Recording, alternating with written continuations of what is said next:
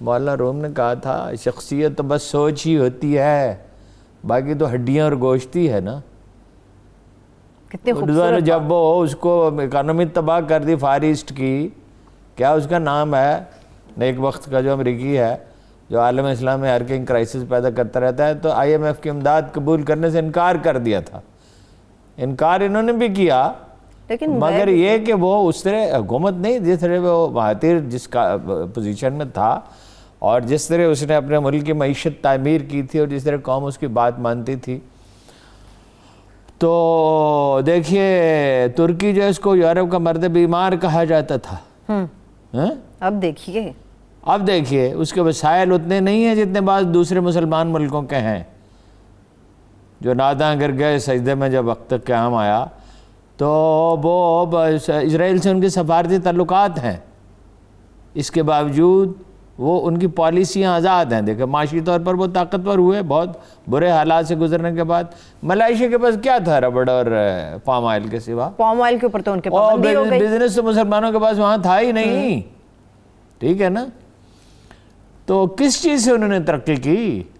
یہ عالی جناب کی خدمت میں نے عرض کیا تھا مہاتیر سے ملو، اس نے کہا میری ملاقات ہوئی ایک انٹرنیشنل کانفرنس میں، لیڈرشپ کانفرنس میں، تو بڑی شفقت سے پیش آئے. پاکستان سے انہیں ہمدردی ہے. دیکھیں نا انہوں نے کس وقت یہ بیان دیا، انہوں نے کیا لفظ استعمال کیا مہاتیر محمد نے؟ بدماشی بند کرو انڈیا سے. علاقائی بدماشی، علاقائی بدماشی ہے نا، جائے علاقائی بدماشی کو تو دیکھا نا، آخر وہ اتنا بڑا مدبر ہے پورے خطے کے اوپر تو انہوں نے کیا، تو وہ اپنا جو ہے زبان تو جو استعمال کرے گا ہر لفظ سوچ سمجھ کے کرے گا نا. ویسے میں ان سے ملا ہوں، میں انہیں جانتا ہوں کہ وہ بالکل الفاظ کے معاملے میں بہت وہ اتنے شارپ ہیں. لوگ انہیں سمجھتے ہیں 94 سال کے ہو گئے، جب وہ یہاں آئے تھے تو اس وقت بھی کوئی 80-82 سال کے تو تھے، 15 سال پہلے انہوں نے بلایا تھا.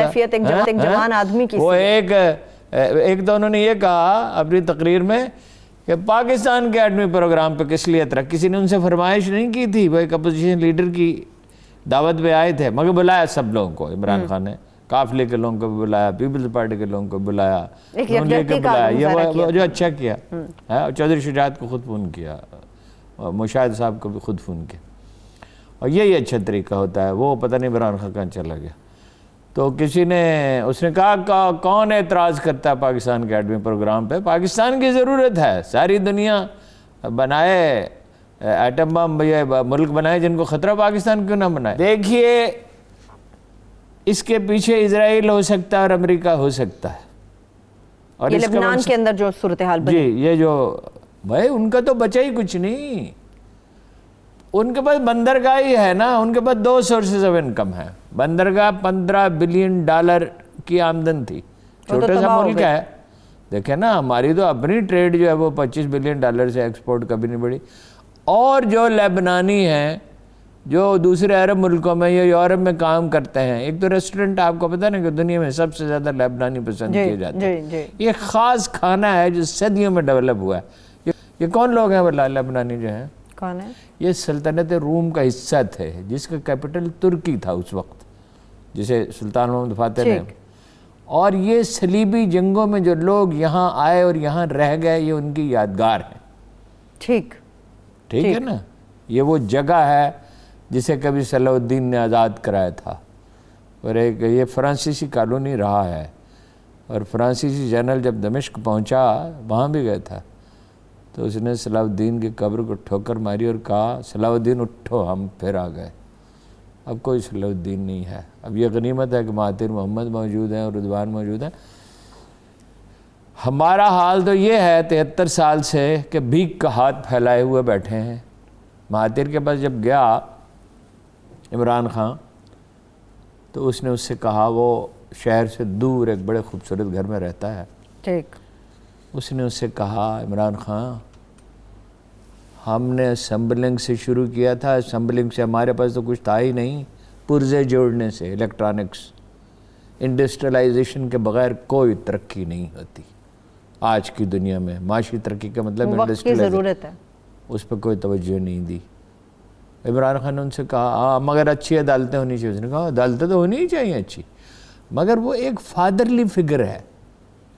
دیکھیے مثلاً اس نے ایک دن وہ جا رہا تھا، اس نے کپڑا لٹکتا ہوئے دیکھا بالکنی پہ، اس نے کہا بالکنی پہ کپڑا نہیں لٹکنا چاہیے، ہاں جی، کوئی مناسب بندوبست کرو. جو خاص طور پہ یہ خواتین کے ملبوسات ہیں، اس کی نمائش اس طرح، یہ بیڈ ٹیسٹ ہے.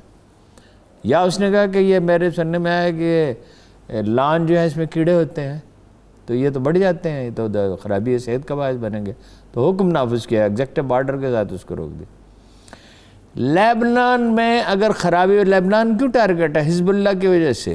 اس لیے کہ حزب اللہ ایک بہت دشوار گزار علاقہ ہے، اسرائیل اسے پتہ نہیں کر سکتا اس علاقے کو. ان کے لوگ بہت موٹیویٹڈ ہیں، اسلحہ اسی بندرگاہ سے ہونے جاتا تھا.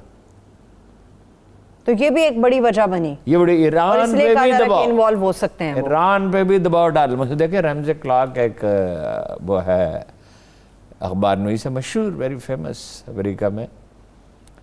تو وہ کہتا ہے کہ میں گیا پینٹاگون تو مجھے انہوں نے بتایا، یہ 2001-2 کی بات ہو رہی ہے، کہ عراق پہ حملہ کیا جائے گا. میں بڑا حیرت زدہ ہوا کہ عراق میں کیا ایسی چیز ہے کہ حملہ کیا جائے گا، مگر اس سے پہلے افغانستان پہ کر دیا، پھر عراق پہ کر دیا. سیریا بھی ٹارگٹ تھا، اور ایران پہ بھی اس نے کہا کہ مجھے بریف کیا، مجھے کہا گیا کہ ایران پہ بھی حملہ کیا جائے گا. کس لیے؟ اس لیے کہ جنگوں کے بغیر امریکی معیشت نہیں چلتی. ایک وجہ یہ ہے.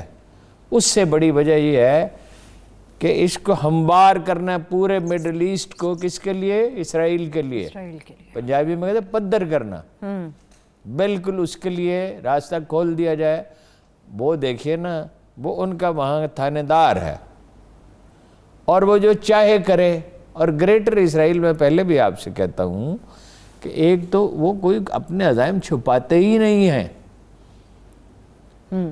اور دوسری بات یہ ہے کہ قومیں جب کمزوری کا مظاہرہ کرتی ہیں تو پھر یہی ہوتا ہے. دیکھیے انہوں نے تو اسرائیل بعض معاملات میں ساری دنیا سے آگے نکل گیا. ان کے جو نوبل پرائز ہیں وہ عالم اسلام سے 10 گنا ہیں، اس لیے کہ زندگی ثمربار ہوتی ہے، نتیجہ خیز کامیاب ہوتی ہے ریاضت سے، مشقت سے. اور یہ سائنس کا عہد ہے، اور خدا نے روکا نہیں ہے سائنسی علوم حاصل کرنے سے. میں نے علم ہے کہیں سے بھی حاصل کرو، علم تو ہے. علم دنیاوی اور دینی ہوتا ہی نہیں ہے. اینتھروپولوجی کا جو آدمی، کیا اس کا نام ہے بھول گیا، جوزف کیا ہے، وہ کہتا ہے کہ اینتھروپولوجی ہمیں کہتی ہے کہ اللہ ایک تھا، اور وہ قرآن مجید کی جو آیت ہے اس کی تصدیق کرتا ہے وہ کہ شروع میں سارے لوگ ملت واحدہ تھے، ایک خدا کو مانتے تھے. تو جناب علی بن عثمان حجویری کہتے ہیں تمام علوم سے اتنا تو حاصل کر لو کہ خدا کو پہچان سکو. تمام علوم سے. بس جدید علوم کے بغیر آپ جی کیسے سکتے ہیں؟ آدمی ماضی میں تو زندہ نہیں رہتا. وہ 10-20 کلو لوہا اور پلاسٹک اور ربڑ ہی ہوتا ہے جسے جہاز بنتا ہے، مگر اس کی تو کوئی قیمت نہیں ہے. کپاس کی تو کوئی قیمت نہیں ہے، مگر جاپانی اس سے ایک سفید قمیض بناتے ہیں، وہ $300-400 کی بکتی ہے. 2 چٹانک کپاس 1 پاؤ اتنے بھی نہیں ہوگی، 2 چٹانک کی ہوگی. تو یہ جو عالم اسلام نے اپنے لیے جو راستہ چنا ہے قدامت پسندی کا، قدامت پسندی کیا لیڈ ڈاؤن ایٹیچیوڈ ہے. لیبنان میں اگر خرابی ہوتی ہے تو یہ خرابی شام پہ بھی اثر انداز ہوگی، ایران پہ بھی اثر انداز ہوگی. خدا نخواستہ ایران میں اگر خرابی بڑھ جاتی ہے، رجیم چینج وہ کرنا چاہتے ہیں، اب تو چین پہنچ گیا ان کے، تو پاکستان پہ بھی اس کا اثر ہوگا. بالکل ایران میں خدا نخواستہ اگر کوئی صورتحال ایسی بنتی ہے تو پاکستان پہ اس کا اثر ہوگا. اچھا ہارون صاحب، OIC کی بات کریں، اس کا اپنا مستقبل اب کیا ہے؟ دیکھیے مجھے تو یہ لگتا ہے، جو شیخ رشید صاحب نے بھی ایک بیان دیا اور بھی لوگوں نے دیے، اور جو ہے وہ بہتری کی کوشش کی جا رہی ہے. لیکن سوال یہ ہے کہ کوئی ادارہ، کوئی تنظیم اگر اپنے مقاصد پورے نہیں کرتی، جیسے کوئی انڈیویجول پورے نہیں کرتا، تو ظاہر ہے پھر صورتحال جوں کہ تو نہیں رہ سکتی. ہو سکتا ہے 5-7 مسلمان ملک مل بیٹھیں، اس وقت تو اندازہ ہی کیا جا سکتا ہے. امکانات کتنے زیادہ؟ اور وہ امکانات تو موجود ہیں، اس لیے کوالالمپور کانفرنس اس لیے ہو رہی تھی. صحیح. اور مگر یہ ایک بات ہے، جو بھی کام ہو وہ سلیقہ مندی سے ہونے چاہیے. اس طرح نہیں ہونا چاہیے کہ دیکھیے جن عرب ملکوں سے ہمارے دوستانہ مراسم رہے ہیں، جو ہمارے ساتھ ہمیشہ کرائسس میں ہمارا ساتھ دیتے رہے، ان کو بھول تو نہیں سکتے کیا جو ہمارے ساتھ انہوں نے مشکل وقتوں میں ہمارا ساتھ دیا، یہ ایٹم بم ہم نے یہیں بنا لیا ہے، اور یہ کئی دفعہ اقتصادی بحران سے ہم گزرے، بشام کے زلزلے میں $1 بلین انہوں نے بھیجے تھے. ہم تو یہ نہیں ہے گمباروں کی طرح نہ کریں، کوششیں جو ہیں کام زیادہ کرنا چاہیے. وہ سلیقہ مندی اور دور اندیشی سے ہونا چاہیے. 70s میں کچھ جو ہیں شودر مسلمان ہو گئے تو اس کا جشن منایا گیا انڈیا میں. اس کا نتیجہ یہ نکلا کہ بھارتی حکومت نے بڑا ظلم کیا، اس کے بعد اس کو روکا، اور کتنے لاکھ لوگ عیسائی ہو گئے، اس کا کوئی کبھی جشن نہیں منایا گیا. چلیں ابھی ذرا بریک کی طرف. سلیقہ مندی ضروری ہے، سلیقہ مندی اور دور اندیشی ڈٹرمینیشن ضروری ہے، منصوبہ بندی ضروری ہے، اور سب سے زیادہ ضروری یہ ہے کہ اپنے پاؤں پہ کھڑے ہوں. رسول اللہ نے کہا زندگی ایسی سواری ہے جس پہ اگر آپ سوار نہیں ہوں گے تو یہ آپ پر سوار ہو جائے گی.